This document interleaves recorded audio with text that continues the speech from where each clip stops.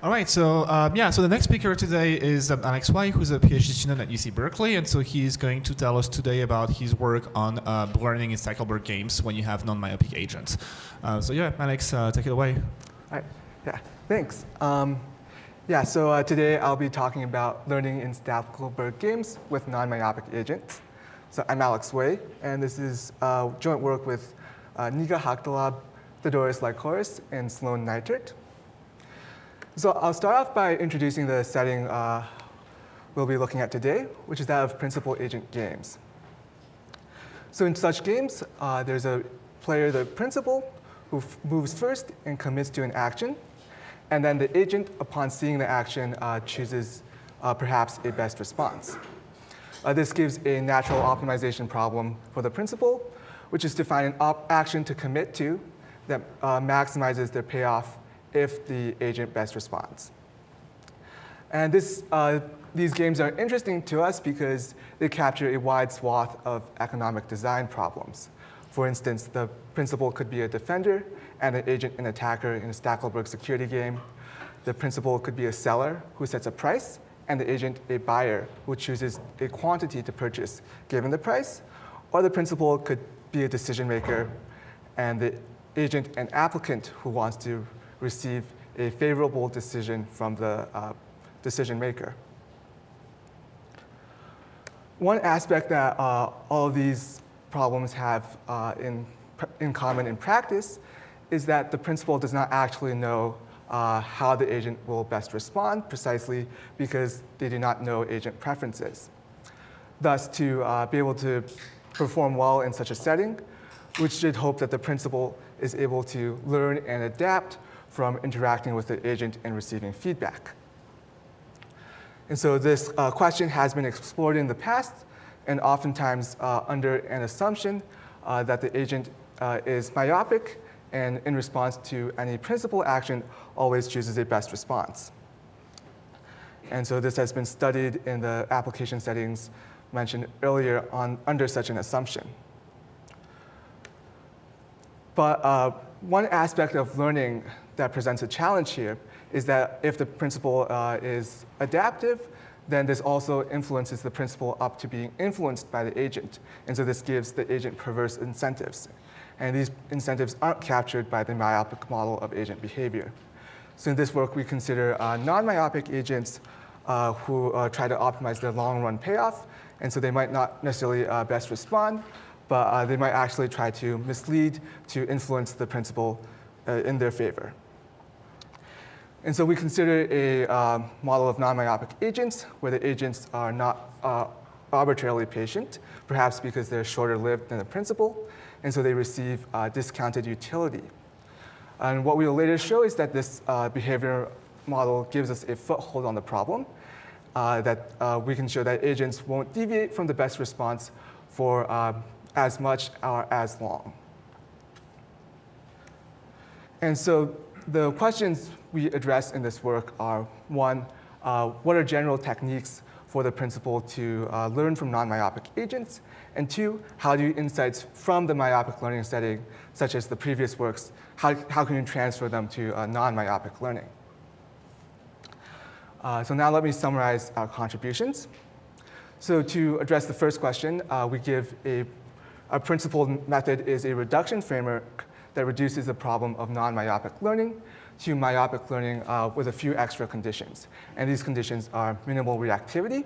We want the principal not to react too much to individual agent actions, and we do this by delaying the principal response to agent feedback.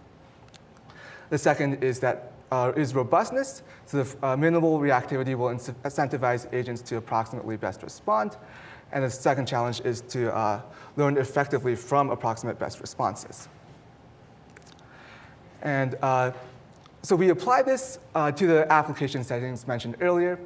And along the way, to make the most out of our framework, we also uncover a few technical insights. We show an equivalence between learning from delayed feedback and learning from batch queries. We also improve algorithm design for a couple of these settings, for batch stochastic bandits, and for learning in Stackelberg security games.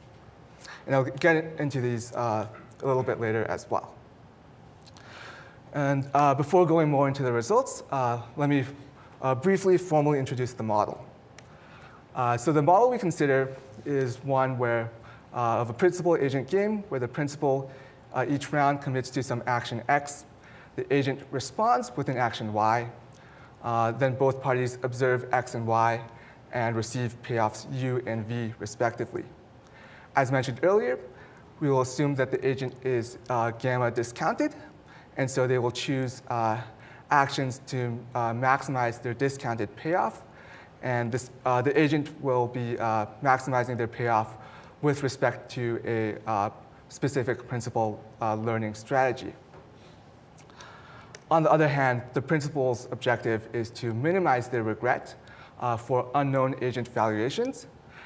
And this notion of regret we consider here is Stackelberg regret, which can be decomposed as two terms, the Stackelberg payoff and the algorithm's payoff. And so the Stackelberg payoff is the best the principal could hope to achieve if the agent is best responding. And the algorithm payoff is just what the principal receives over the course of play. To make this concrete, let me introduce the setting of Stackelberg security games. So in this case, the principal is a defender, the agent an attacker, and the principal's action is a defensive strategy. And upon seeing the defensive strategy, the agent chooses a target to attack. And so the agent's and principal's payoffs only depend on the target that the attacker attacks and whether or not it was defended by the principal. Now let me summarize how our reduction approach works. So we consider non-myopic learning with delayed feedback in order to obtain lower reactivity from the principal. And so we say a principal policy is D-delayed if it only relies on feedback from at least D rounds ago. And so you can think of the delay as acting as a temporary information barrier between the agent and the principal. And so this delay gives us lower reactivity. And because the principal is less reactive, the agent has less incentive to deviate from a best response. And so we show this formally in this proposition that if a policy is D-delayed and an agent is gamma discounting, then they will play an epsilon best response for an epsilon that depends on the delay and the discount rate. And so this reduces this challenge of non-myopic learning to a couple of algorithm design goals for learning algorithms. The first goal is to be robust to epsilon best responses. And the second goal is to learn efficiently from delayed feedback. And so you can think of the optimization problem as minimizing Stackelberg regret, where now each action is a delayed function of previous actions, and so that each principal action is a delayed function of previous agent and principal actions, and each agent is an epsilon best response to the corresponding principal action. In the remainder of the talk, I'm going to sort of give a flavor of how this approach works. I'll give a couple of technical vignettes highlighting these two steps, these two goals for algorithm design. And so first, I'm going to present a short vignette on robust bandit learning and how we apply it to Stackelberg security games. And so to sort of give a little more concrete grounding for Stackelberg security games, we can consider a game where the principal wants to protect the principal wants to protect two targets, A and B. And the set of defenses that the principal can choose are distributions over doing nothing, defending A and defending B. And so in the diagram on the right, you can think of each point in the triangle as an action that the principal can take or commit to. And then the agent is going to choose a target to attack, and we can sort of split the simplex into regions based on which target the agent chooses to attack. And finally, the payoffs are given by the expectation over this distribution and the agent's response of and whether the attack target was defended or not by the principal. And so, for example, in region A, the defender objective is this expectation in U and A because the agent chooses to attack A, and the agent chooses to attack A because it gives higher payoff in expectation than attacking B. So how do we approach learning in such a setting when we don't know how the agent will choose targets to attack? So traditionally, how learning in these settings, this game worked, is that you ran a learning subroutine for each of the regions corresponding to targets that the agent could attack. And for each region, you ran a generic and somewhat costly learning algorithm to optimize the principal's payoff in each region. Our approach on the way to looking for a robust algorithm, we actually uncover a bit of a simpler approach that relies more on the structural properties of security games. And so our structural properties already give us improved guarantees for these existing algorithms by showing that solving the optimization problem in a single region suffices. We also go a step further and obtain an optimal algorithm for learning in Stackelberg games via sort of cutting plane type optimization algorithm. And to give a bit more flavor here, the structural property we identify is that the principal's optimal action x star is going to satisfy a few properties. And so the first is that the agent is going to be indifferent between attacking any target that the principal devotes effort to protecting. The action x star also minimizes the agent's payoff in addition to maximizing the principal's payoff. And finally, x star lies in the intersection of all the non-empty regions in the simplex. And so you can see that x star would be the labeled point up there. And so how does this give us a learning algorithm? So basically, whenever we play a principal strategy X, we'll get feedback based on the target that the agent attacks. And this will push us sort of towards this common intersection X star based on the feedback. And this is robust because as long as we're far away from X star, the feedback will roughly point in the right direction. And so with this, we have our desired robust learning algorithm. Next, I'll look at the second part of our reduction framework, where we look at learning from delayed feedback. And so here, we consider an application to stochastic multi-armed bandits. And so to think about learning with delayed feedback, one very simple approach that you could take is simply basically to repeat each action d times, and then to update once, and this will ensure that you have delayed d. And so this is very simple. It always works, but we find in our application settings that this is basically always suboptimal.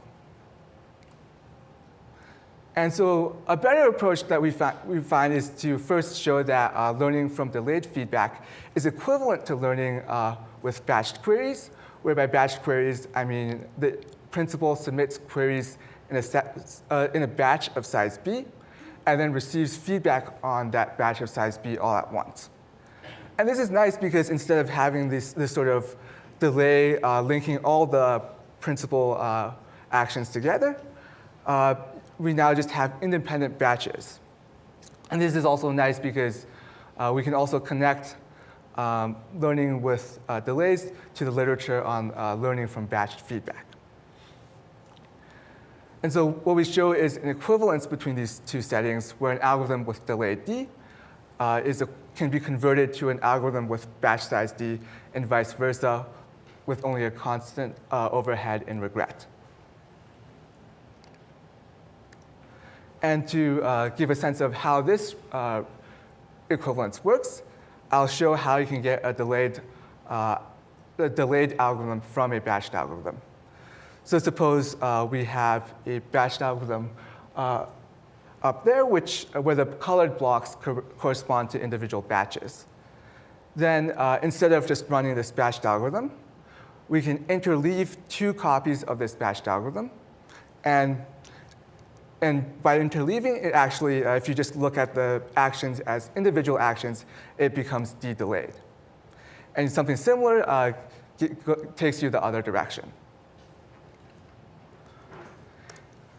And so how does this help with, so how does sort of better, how can we do better than the naive algorithm for, or the naive reduction for algorithm design here?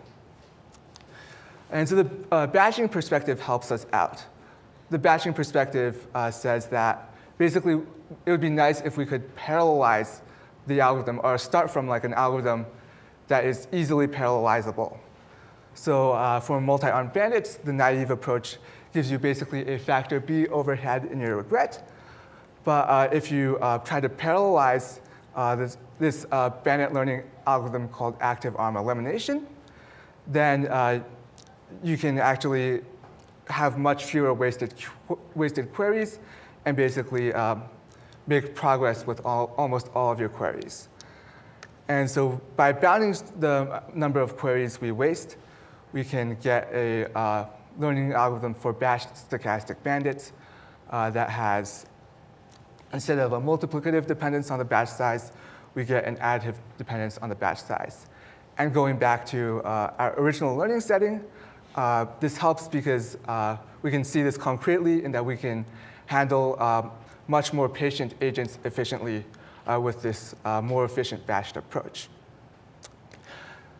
So that's sort of a quick tour of our results. And so to summarize, we give a reduction framework for the problem of learning from non-myopic agents, reducing it to being minimally reactive and learning robustly. Along the way, we also uncover some new technical insights to make each of these components more effective. Yeah. That's what I had prepared. Thank you guys for listening.